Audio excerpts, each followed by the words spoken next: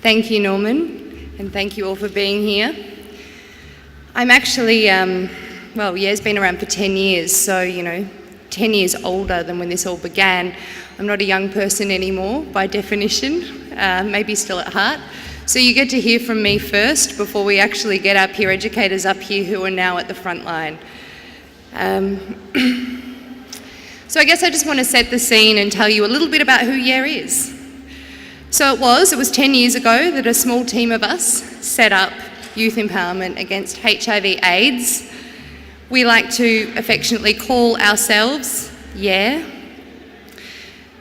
But it was really straightforward.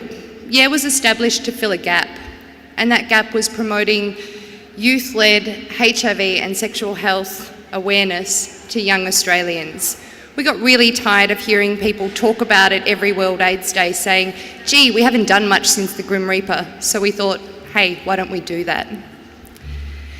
There have been a lot of crossroads where I didn't think over the last 10 years that Yea would survive and become the national youth-led education service that we envisaged and that I'm proud to say we are today. Our style at Yea is definitely big and bold, and I think the reason is because that we know that if we do more of the same, it's just going to give us more of the same. So we need to be brave and we need to push boundaries, and I hope that's why you'll find a very positive and upbeat approach to tonight and how we like to try to engage the public, especially young people, in our health promotion campaigns. Now, there's a conference going on. I know many of you here tonight are at that conference. Some of you may have seen Yea's giant AIDS 2014 sign on Princess Bridge on your way here tonight. And later this evening, I encourage you on your way out to take a moment on the bridge and have a look at our arts centre, Hamer Hall, and the beautiful projections that are honouring the past and providing hope for the future that we have installed on Hamer Hall for this week as a tribute to the conference. Both of these installations hold a strong and simple call to action, and that is, we want the community to get involved.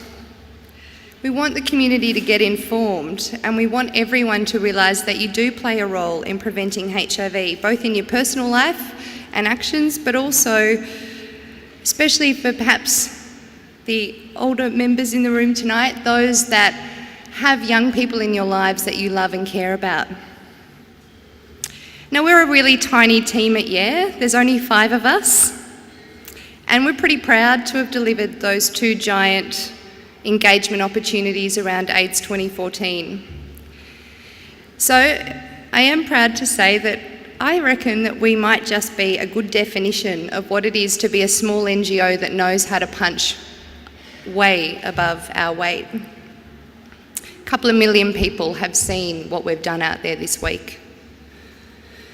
Even in our early, challenging years, and the first 5 were spent with no funding, Yea delivered big and bold things then as well, because we always wanted to try to cut through and reach young people. And I think it's those early years that have made us resourceful and the high impact organisation that we are today.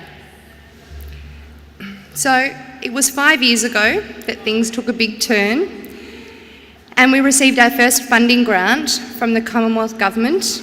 We thank them for that and their continued support. And that funding allowed us to start a pilot program. It was the first time we could move from projects to programs. And that pilot was a peer education program called Agents of Yea.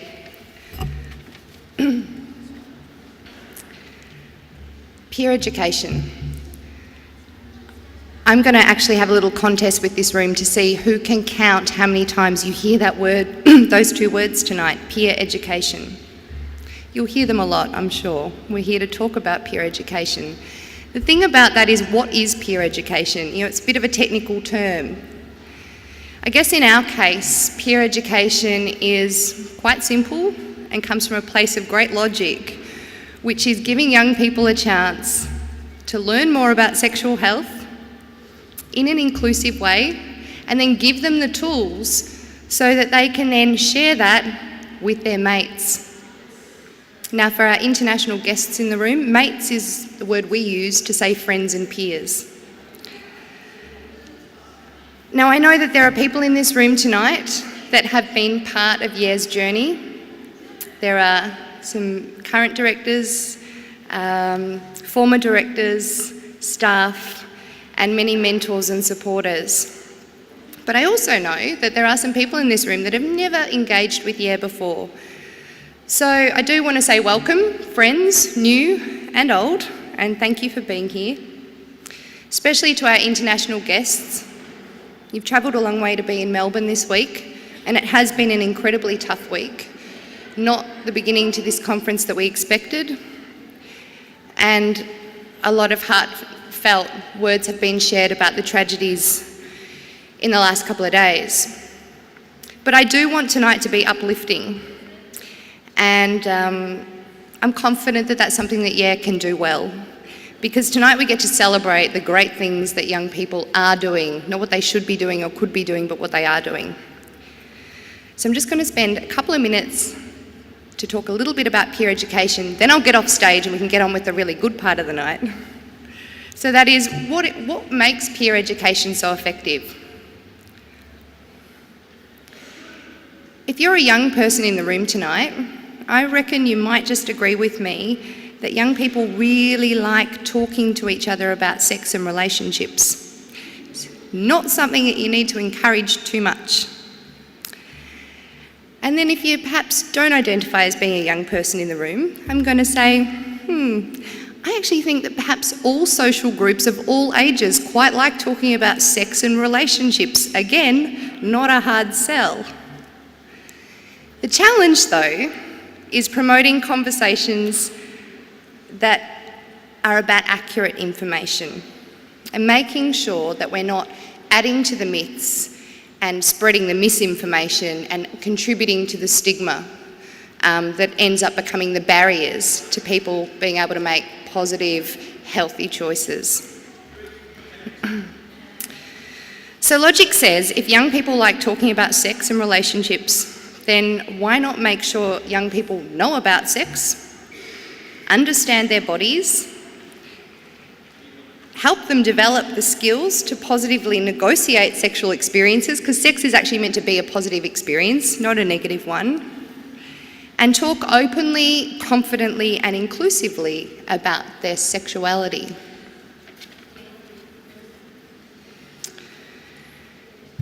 If we do this, just maybe we can give young people the autonomy to take ownership and control over their sexual health. And then they can pass on that positive and accurate information to each other in a way that only young people can, in a youth-friendly way.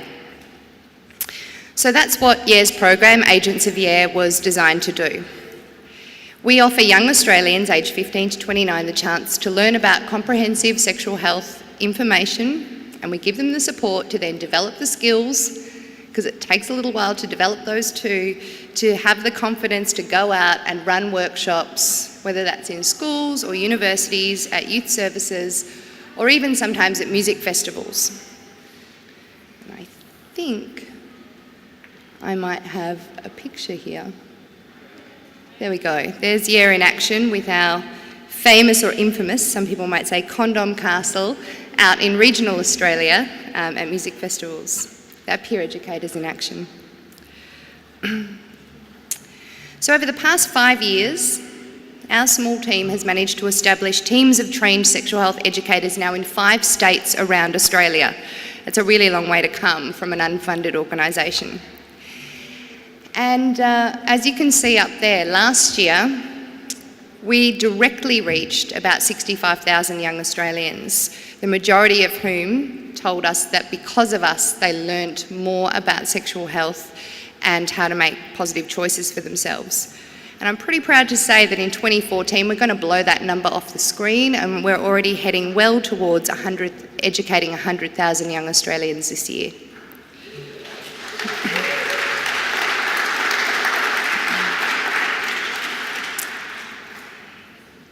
Now, we've got a number of special guests joining us tonight who you will meet and Norman will introduce you to. But what I really want to do just in this moment is give a big shout out to all the agents of YEAR. These are the young people who lead YEAR's work who are reaching those 100,000 people this year.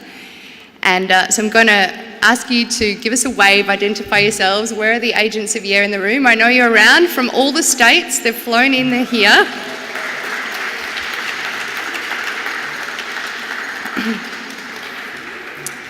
Exactly. Put your hands in the air and be proud. Thank you for stepping up and being, up for leading some positive change in the community. If we create a bit more of that, we are creating exactly the platform we need for real culture change amongst young people. So what I'm also going to say is, we've got plenty of evidence to say we need to do more of this. We've got high rates of STIs, we've got all sorts of, data that tells us we need to do more of this. What I can also tell you is we've got long waiting lists. We've got waiting lists in every state around Australia of young people that want to volunteer to give their time to get educated about sexual health and then volunteer some more to go out and talk to their friends and their peers.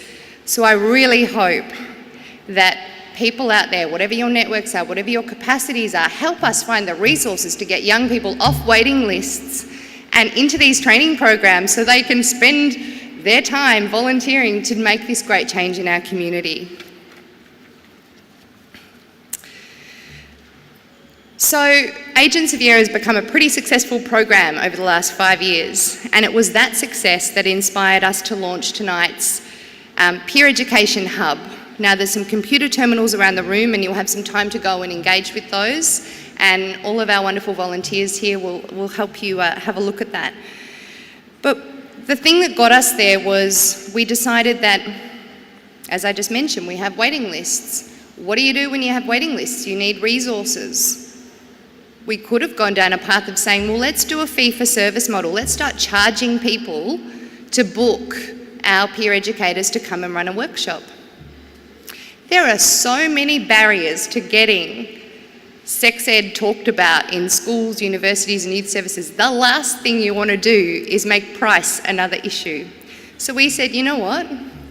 Let's build a culture of sharing. Let's go the other way. Let's go completely the other way and say what we're going to do at a time of desperate need where we want to just do our work, do more of it and do it better, is we're going to share every single piece of intellectual property that we have developed in the last 5 years. We're going to put it online and we're going to say, here it is, guys.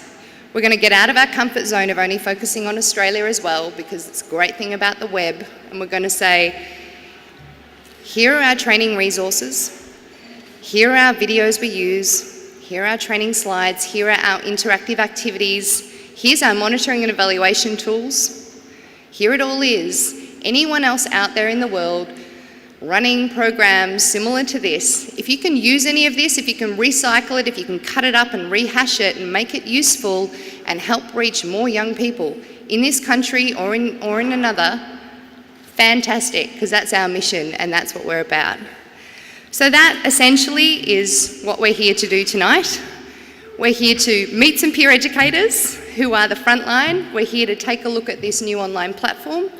It's a platform that we hope will be a really good step in the right direction for creating a culture of sharing and saying no more reinventing the wheel, much more learning to work together and to share, because these lines of saying we'd like to move towards the end of HIV and AIDS, they're big, clear and ambitious goals and we should have them. But if we don't start to embed in our own actions this ability to work together, to share our capacity, then we're still going to be talking about that in 10, 20, 30 years' time with another and another and another generation of young people with the same sorts of issues.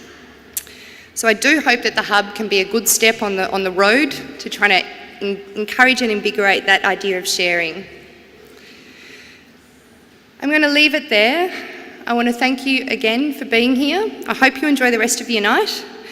Unlike a lot of other launches, you won't just get spoken at. This is going to be interactive, I promise you. So do get ready for that, because everyone needs to participate in tonight. That's kind of what Yes Culture is about. Thank you again, and I'll now hand back to Norman to tell you a little bit more about what happens next. Thank you.